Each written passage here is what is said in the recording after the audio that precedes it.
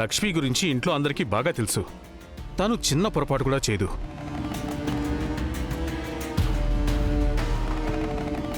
తన ముందు ఎవరైనా పొరపాటు చేయాలనుకున్నా తను చేయనివ్వదు. అలాంటి లక్ష్మి గురించి నువ్విలా మాట్లాడడం కరెక్ట్ కాదు ప్రియంవద.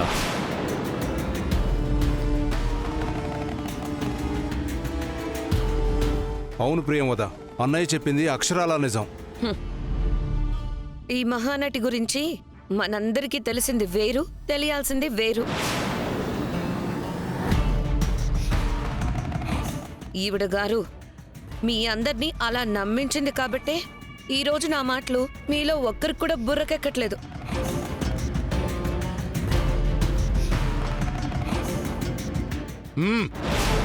శ్రీలక్ష్మి గురించి మాట్లాడే అర్హత నీకు లేదు.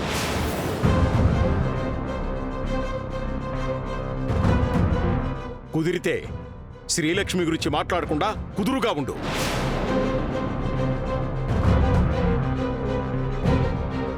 కుదరదని కుప్పిగంతులేయాలని ప్రయత్నిస్తే కన్న కూతురువని కూడా చూడను.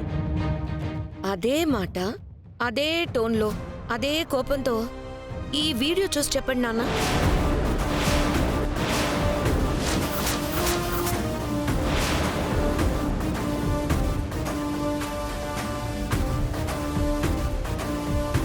చూడమ్మా.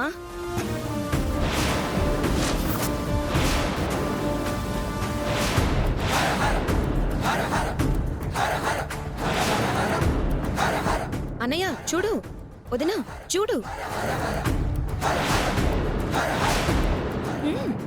మీరు కూడా.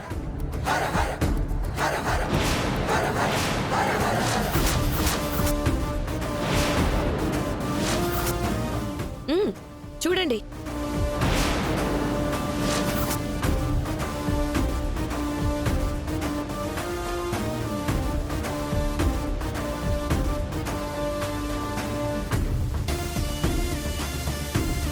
వీడెవడో గాని మీరు నిప్పు అనుకుంటున్న ఈ నమ్మకాన్ని వెతుక్కుంటూ నేరుగా మన ఇంటి వరకు వచ్చేశాడు.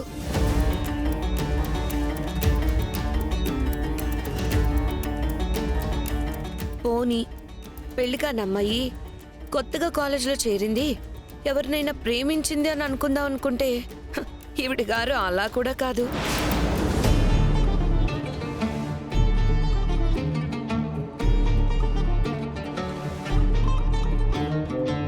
వీధిలో ఎవరైనా చూస్తారేమో అన్న భయం కూడా లేకుండా పబ్లిక్గా మాట్లాడేసుకుంటున్నారు.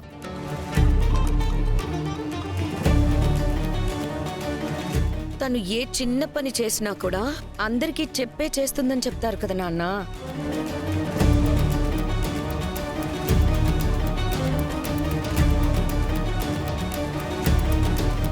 వాడెవడో వచ్చాడని గాని, బయటికెళ్ళి వాడిని కలిసి వస్తానని గాని ఎవరితో నిన్న చెప్పిందా నాన్న?